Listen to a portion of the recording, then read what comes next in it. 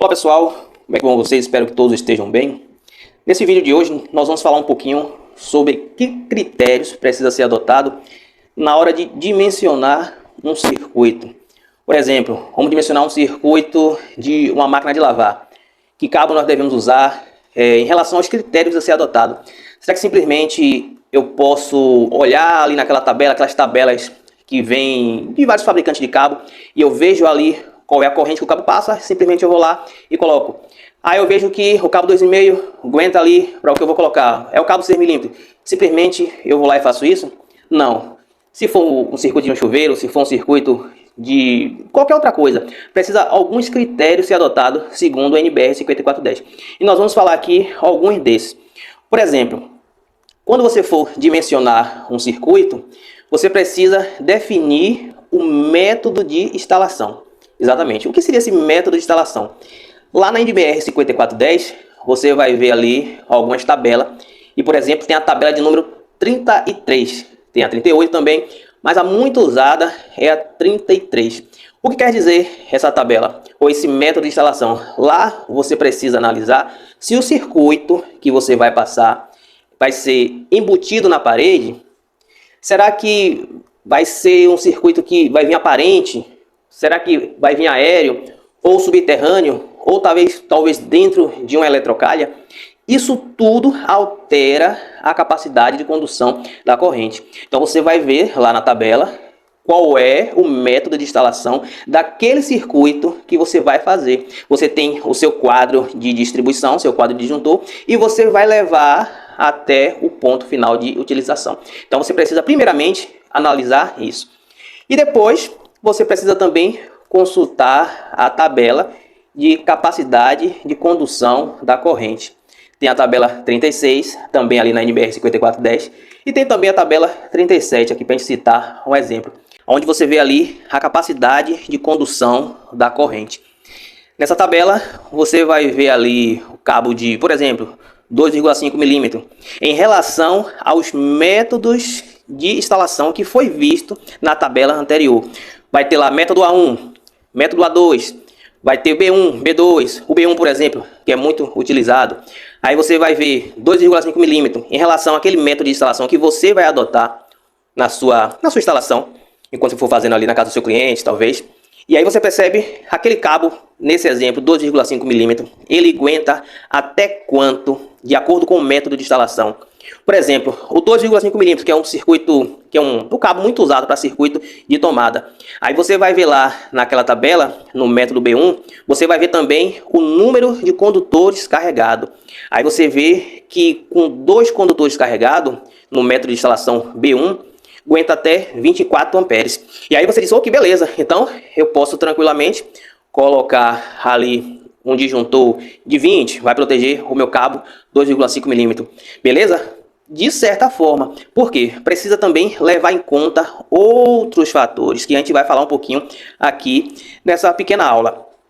Então, na hora de definir o circuito elétrico, precisa também definir a isolação do cabo.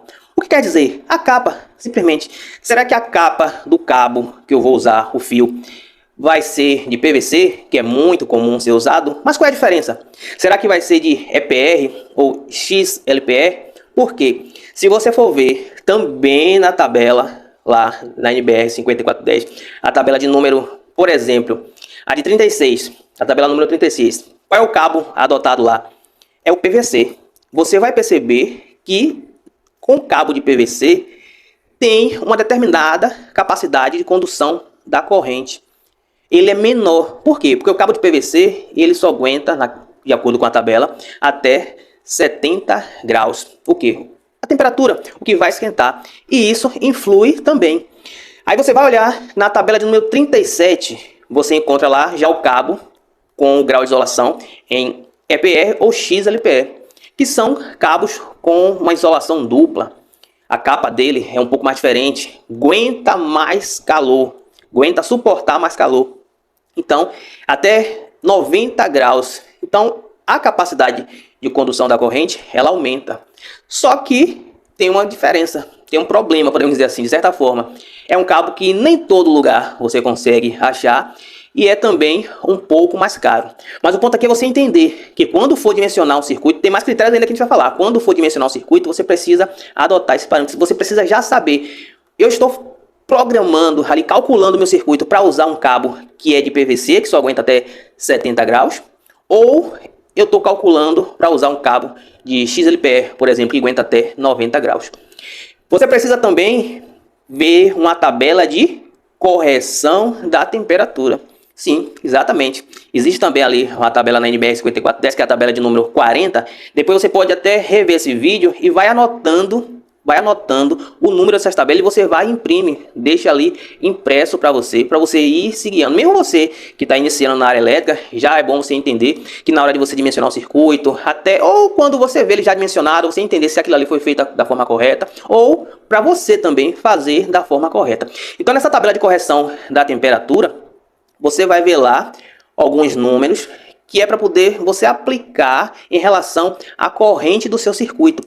Você vai ver que quanto mais quente for o ambiente que aquele circuito vai passar, vai ter ali um númerozinho de correção que você vai fazer aquela multiplicação. No outro vídeo a gente informa como é que isso é feito. Aqui é só para você entender os critérios que você precisa adotar na hora de dimensionar um circuito. Ali, aquele circuito vai passar por um lugar muito frio ou vai passar por um lugar muito quente, ou ele vai passar por determinado lugar é frio, só que em outra parte ali da instalação vai ter uma área muito quente, talvez perto de um forno que fica ali ligado o tempo todo. Aquilo ali vai afetar a capacidade de condução da corrente do seu cabo. Você vai ter que fazer essa correção usando essa tabela de número 40 em relação ao lugar mais quente que aquele circuito vai passar. Não pegue simplesmente a temperatura aqui está de 35, de 30, mas talvez em um determinado lugar que vai passar ali aquele circuito pode estar até com a temperatura acima de 45 graus. E aí você vai pegar essa parte que é o lugar mais crítico, por assim dizer, e aí você vai fazer o seu cálculo usando aquele valor lá na tabela 40, para você fazer a correção da temperatura. Aí você vai ver que a capacidade de condução do cabo, ela vai cair, e aí você vai ter que voltar novamente ali na tabela 36, por exemplo, ou 37, dependendo se você vai usar PVC ou XLPE, para você redimensionar de novo. Você precisa também ver, sabe o que? O número de circuitos, exatamente, tem uma tabela informando o número de circuito, que é a tabela 42, ali a forma de agrupamento dos condutores, para poder você também fazer uma correção. É outro ponto que você precisa adotar. Em que sentido? Você está levando o seu circuito, por exemplo, um aquecedor, ou talvez uma máquina de lavar, seja lá o que for. E aí você vai levar o seu circuito, tem aqui o que representa o nosso disjuntor. Você vai levar o seu circuito, a sua fase. Você leva também, nesse exemplo aqui, você leva o neutro. E tem o seu aterramento também vindo do quadro de distribuição. Beleza? Beleza. Mas aí você pergunta, esse circuito está passando dentro da tubulação sozinho? Será que está passando dentro? Uma máquina de enxugar louça, de lavar louça? Não importa. Não importa o que seja. Está passando dentro de uma tubulação sozinha? Você vai ver lá na tabela que tem ali aquela correção. Se tiver passando vários circuitos junto, melhor dizendo, tem vários circuitos junto, você vai ter que fazer aquela correção também ali por causa da forma de agrupamentos.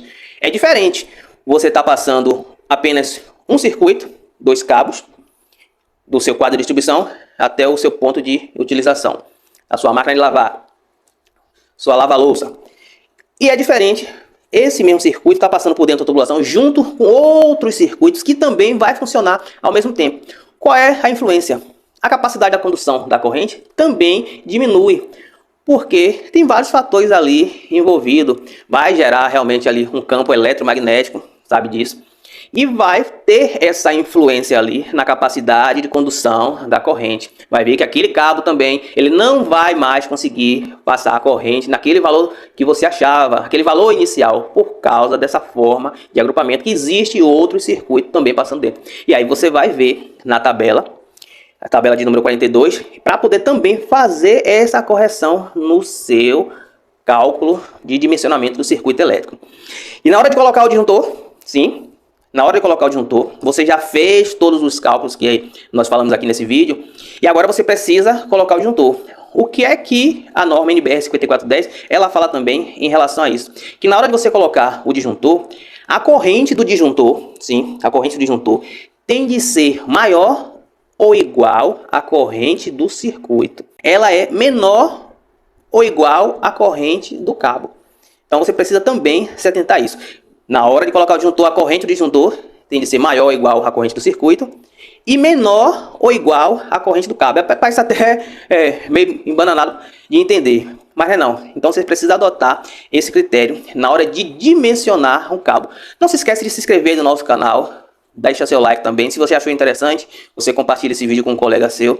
Temos muitos outros vídeos aqui no nosso canal e tem um e-book bem legal, aquele e-book simples para quem está iniciando. Tem muitas dicas, tem sistemas de instalação, modelos de instalação para você ver ali, fala sobre DR, DDR, circuito de ar-condicionado, circuito de chuveiro, fita LED, alguns critérios que você tem que ser adotado na hora da instalação. Tem ali um setor também, uma página falando sobre algumas dicas de como você fazer orçamento. É um e-book simples, um valor simbólico. O valor simbólico mesmo. É para quem está iniciando, ter também um norte bem legal. Você pode ver aí na descrição do vídeo. Você vai ver esse e-book para você. Continua aí ligado nos nossos vídeos, nosso canal Elétrica, Dicas e Variedade. Temos vídeos novos toda semana, ou um vídeo longo, ou um vídeo mais curto, para você que é iniciante na área das instalações elétricas. Fica agora aí com o nosso próximo vídeo.